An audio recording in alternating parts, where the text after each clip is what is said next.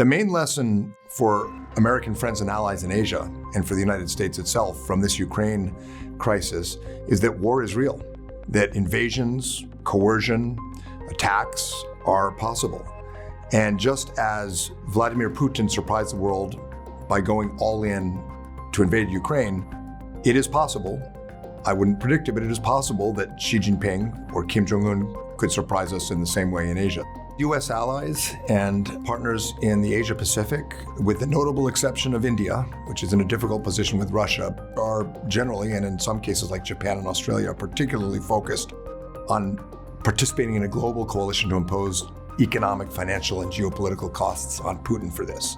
Just as that alignment is happening of democracies, I think we're going to see that Xi Jinping doubles down in his support for Putin, not at the risk of triggering sanctions directly against Chinese banks and companies. But short of that, Xi Jinping has concluded, I believe, that he cannot let Putin fail, that the geopolitical implications for him would be devastating and would leave China alone, facing the West. I think we're going to see China really show its true colors.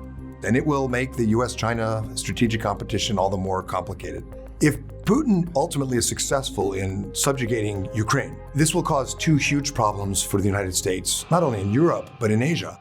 The first is that we will now have a NATO frontier with Russia that's much larger and much more heavily armed, which means long-term, more military and economic resources going back to Europe and not to Asia. And the second problem is it will be a demonstration that autocracies can get away with conquering democracies, which is devastating for our credibility around the world. If we don't get this right now, we will have a much harder time dealing with the challenges in the Pacific down the road.